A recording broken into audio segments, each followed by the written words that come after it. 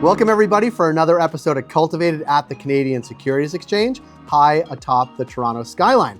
Today we are pleased to be joined by Emma Andrews. She is the CEO of Nextleaf Solutions. They trade under OILS on the Canadian Securities Exchange. We look forward to talking to her about where the company is today, what she sees in the Canadian market, international market, and maybe where they're going tomorrow as well.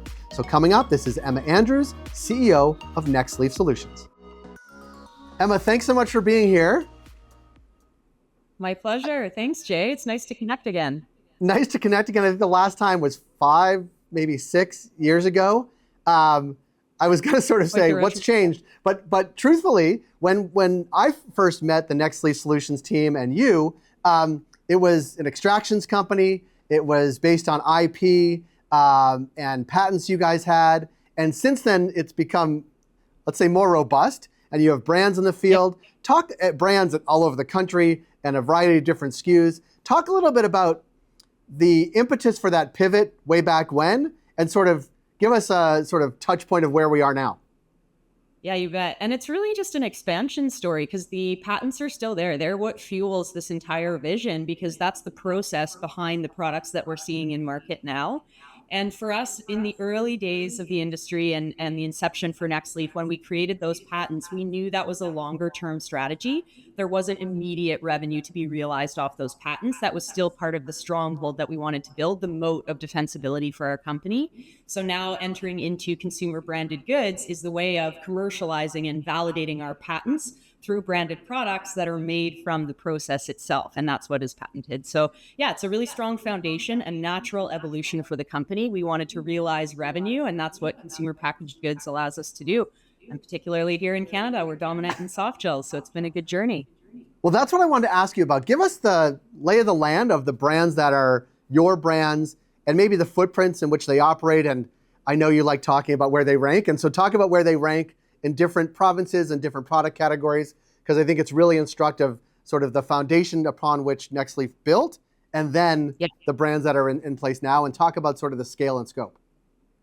I am incredibly proud of our build, truly. It's been a really humble and bootstrap build. And as a brand marketer, it creates a lot of challenges and constraints in how you build a brand when you are more limited on capital. And we are self-funded, right? We're a debt-free LP, which is a rarity in this industry. So every dollar earned is reinvested back into the business.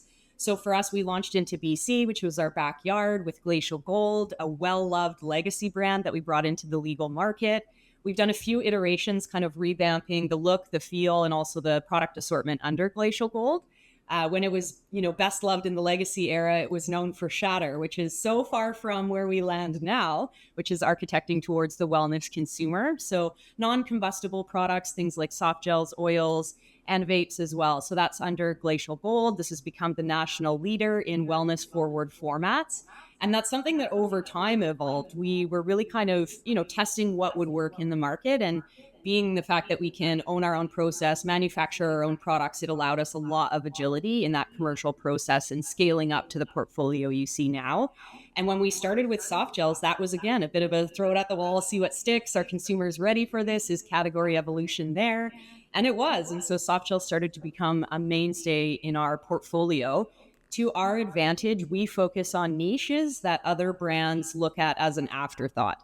And so what's ended up becoming a big part of our portfolio is things like ratio vapes and balanced formulations, minor cannabinoids we're having a lot of success in. And so it's been identifying opportunities in the peripherals where it's often overlooked opportunity.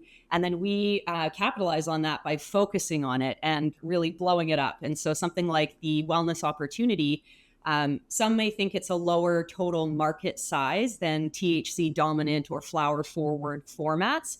However, it's growing. And that's where we see the opportunity, is where is there continued growth as we continue to see the maturity in the industry domestically and abroad. So with Glacial Gold going harder into wellness forward consumers and formats, we've had the opportunity to launch a brand named Yard, which allows us to speak a little bit more toward the recreational consumer. And that's a little bit more of our, pre-roll, dabble, infused pre-rolls, vapes. So that's a bit more of your true recreational consumer. So the sophistication and the maturity that is natural in a CPG brand is, speaking to different consumers with different brands. So that's where we are today. And I wonder, you talked a little bit about the business setup and the organizational structure and even where you came from. Like, it seems to me that the maturation of the Canadian market, plus, or in addition to sort of the nimbleness in which you can operate because you own the sort of input or own the ideas behind it, like it makes the ability for you to pivot and add SKUs and test things that others may not be able to do. And you've evolved with the industry to understand that, like, day one, there was no data about what consumers wanted. There was no market to even sell it in. Now it's much more robust across the country. The consumer profile has changed pretty dramatically. And there are still market opportunities that are on the upswing as opposed to sort of stabilize. And like, it's sort of a combination of more data, better data, the ability to pivot, the operational structure that you operate in. Like, it's sort of a magic and unique mix in the landscape. Talk a little bit about that, because some of it is great luck and some of it is very intentional, but sort of talk about that magic mix. Yeah. Timing is everything in entrepreneurialism, and you interview lots of executives and leaders in the industry, and you probably hear that as a theme quite often. So for us, a lot of it is outwit, outlast, outplay, kind of the survivor mentality, where you have to be a little bit bootstrapped to make sure that you have the reserves to last. And one of our vision, or one of our values, I should say, is to build a sustainable legacy. So our financial discipline is not only for survivability today, it's also for sustainability into the future. So yeah, we've seen the sophistication of categories mature, even a bit of category reform happening, subcategories starting to become more dominant, and it's not all about THC potency. And so there's opportunities for more diversification in the product assortment to meet consumers where they're at.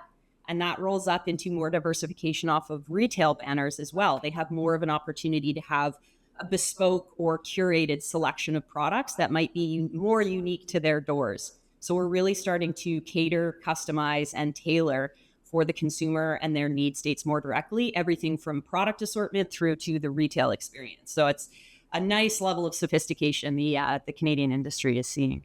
I want to talk a bit about Canada in the grand scheme of sort of cannabis and cannabis products more worldwide. The way cannabis has evolved is obviously a highly restrictive, regulated environment, and done it at scale across the country, which has positioned the country fairly well for what has emerged on the international market, whether it's Australia, many companies are doing business in Germany, and other markets are opening up. Talk a little bit about the position your company is in to be part of that, and sort of how investments made long ago are paying off now sort of on the worldwide stage, and where you see that going, if you see it going over the next sort of 12, 24 months, because it seems to me that, I'm biased, I live here, like Canada is actually better positioned to take advantage of international markets than our neighbors and cousins to the south. You got it. I'm glad you asked the question too, because that is the untapped opportunity for a lot of LPs in this space. Even if you're not a cultivator, which we are not, we're a pure play extractor. Everywhere from cultivation through to extracts only, we're all looking at that international opportunity if you have an eye on the global equation. And so we built our facility, we built our process, we built our portfolio with scalability in mind. So we've always had the global supply chain in our horizons. This was accelerated this year, actually. We did not intend to generate revenue off of export business or export partnerships, which we have this fiscal year. And we did that intentionally with a deliberate pivot in the fall. And that was because we experienced a strike here in BC. And the provincial government really owns the supply chain in each province. So in BC, the BC GEU, which controls the BC LDB, our distributors within cannabis, went on strike for 8 weeks.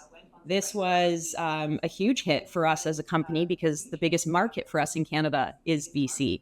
So with that loss in revenue, frankly, over an 8-week period, we had to look at what else we were going to accelerate in our business strategy. And that really put the limelight on the export strategy. So looking at our current inventory, our current product assortment, that is our hero assortment, which is soft gels, and they are produced in a DEL compliant facility, which means we can export to international jurisdictions where that licensing is compliant. So we were able to do our first white label shipment of nearly 1 million soft gels to a commercial partner in Australia. That led to myself actually going on a delegative mission to Australia to do some research into the supply chain, establish more client contacts. And so now we have multiple client contracts underway in Australia for our soft gel assortment. Which has been a really positive lift for not only our revenue this year, but also where we set ourselves up for next year. So I'm feeling very hopeful for 2027, our fiscal year 2027, with a lot more focus on the international equation. Our product assortment is ideally suited for international export because of shelf stability and because of approachability by the largest consumer segments. Soft gels are a very normalized format of consumption. So for curious consumers, for cautious consumers, and even for competent consumers, it's very recognizable. It's very easy to consume, consistent in your efficacy because it's standardized, right? It's not variable like a crop, like flower or cannabis flower would be. So the consistency for a prescriber is there, the efficacy for a patient is there, and the ease of the supply chain side because of, over 24 months stability for cannabis derivative products. So all that to say, the maturity in the global supply chain has allowed us a really ease-filled entry, and we hope to see that continue to grow in 2027. Yeah, it's interesting. It's fun to watch, not just you, but others in the Canadian landscape, like take advantage, but also lead in other markets, because that was one of the promises of sort of legalizing nationally, was that there would be the opportunities, and the opportunities are developing. We talked about sort of the brands you have on the shelves, certainly from a sort of consumer packaged good perspective. We talked about a bit about sort of the international and some of the B2B stuff that you've been doing. Talk a little bit about balancing those two things, because it's a lot of, I don't know about the operational challenge, but it is different business models, right? There's the B2B and some licensing, and there's the B2C on the consumer side here in Canada. How do you balance that, and how do you think about that going forward? Is it 50-50? Is it meant to be 50-50? Or are there sort of opportunities you absolutely have to take on the B2B side that are, like, just talk about sort of how you think about that in your boardroom at Nextleaf. You got it. With the B2B side of our business, so that's our bulk ingredient business. For anyone that's newer to Nextleaf, that's purchasing bulk biomass and processing it into extracts at our facility. And what we've noticed over 8+ years of operations is pricing compression, and it's no longer about buying the what's the trim off the floor. It's no longer about turning garbage into gold. We're actually buying organically grown biomass at scale. Single source supply from here in BC, like the best, most premium extract grade biomass you can be processing. We buy that by the ton, by the acre, and process it by the ton. And so for us, that's a really big influx in the fall. We fill the vault, and then we can sell that through the year. That's not as stable as far as revenue goes. So it's a very dominant part of our business, a growing part of our business, non-excisable part of our business. So that's a really healthy part for our bottom line. As many know, there's heavy excise on consumer packaged goods. So it gives us that variability and diversity in our revenue streams, gives us agility in our business model. But CPG and our consumer packaged goods, our branded products, that's the evergreen all the time. That's what's giving us revenue month after month after month, and consistently allowing us to make projections, forecasts, and grow the business. So they're both crucial. They're both absolutely part of our DNA. The breadwinner right now is CPG for sure. And the genesis story is really built off the bulk ingredients that fuels the product. So it's all connected. But CPG is really something that we're quite proud of, the revenue opportunity and potential. I didn't say this, people much smarter than me did, but when you're in the cannabis industry, you're in the sort of watching government regulatory business. And I want to ask you sort of two questions on that front. One, the Canadian landscape has changed over the past 5, 6, 7 years.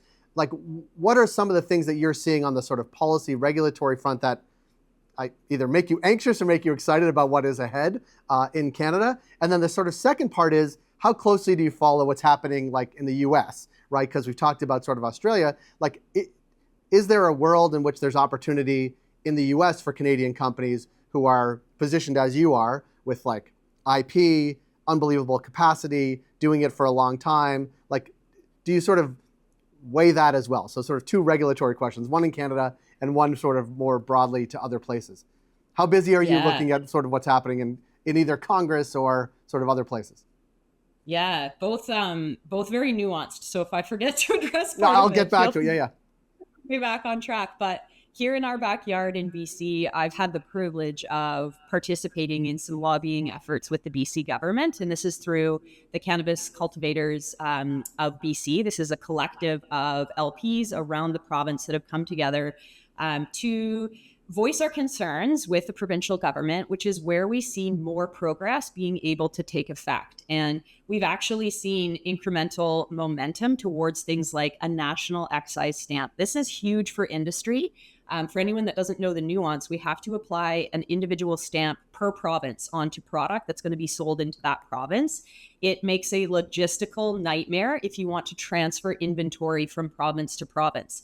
This is necessary in the fact that we're still a fledgling industry. You don't always perfectly know what your forecast is going to look like, and it doesn't always roll up exactly as you intended. So there's the need to reallocate inventory nationally. It is a huge burden for LPs to have to bring that inventory back in-house, take off the excise stamp, put on a new one. So it seems very simple, but this is part of red tape reduction the industry's been pushing for quite a while. Here in BC, we recently, within the last year, had a ministry change. So rather than being under the Ministry of Finance or the Ministry of Public Health and Safety, in different provinces, it falls under different jurisdictions. We are now part of the Ministry of Agriculture in BC. We are the number 2 contributor from a tax perspective to the provincial government, exceeded only by dairy, and then cannabis. So we have our MP's ear. Lana Poppin, who's the Minister of Agriculture, is actually literally my backyard MP here in Saanich. And so we were able to go for the first ever lobbying day, a group of 4 of us here at the BC Parliament, speak to MPs around the province, get their ear, help normalize and socialize what the industry contributes to GDP and jobs, and get their endorsement for a letter that goes towards the federal government to get this national excise stamp. And Lana's been beating the drum with other ministers nationally to get them all to sign this letter to roll up into the federal government. So this is where I think we're actually going to see momentum and change, is at the provincial level, because that's where we're contributing the most towards GDP and jobs. So this has been a huge momentum builder and a huge opportunity, but also gives me a sense of optimism for what we're able to actually move the needle on here in Canada. You had a question about kind of how that seeds into, larger jurisdictions such as the US.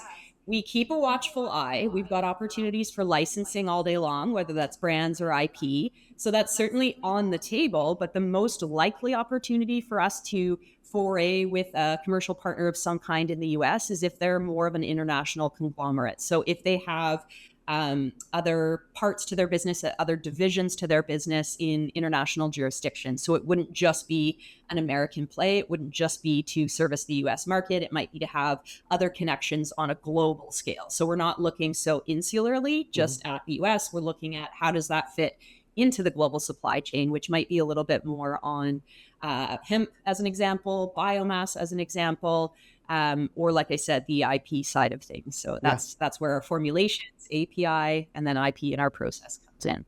Well, there's never a dull moment. I don't think over the past 6 years that I've known you, there's been like a month or a day or a week that goes by, you're like, well, this is now stable. This is great. Everything's great. But I think that is the unique part of the industry, is that it is super dynamic, and that there are companies with strong foundations putting products into the world, putting IP into the world, like you, that make it very exciting because they're able to adjust, pivot, take advantage of new opportunities like we talked about. So I appreciate the work that you and the team there does, and look forward to connecting with you again. And it won't be 6 years from now until the next time we connect. Let's make sure of it. I think I'll have way too much to share if we wait another 6 years. So thanks for the time, Jay. We appreciate it. Thanks so much. Thank you again to the Canadian Securities Exchange, and that was Emma Andrews. She is the CEO of Nextleaf Solutions, trading under OILS, and I am Jay Rosenthal from Cultivated. You can find everything we do at cultivated.news.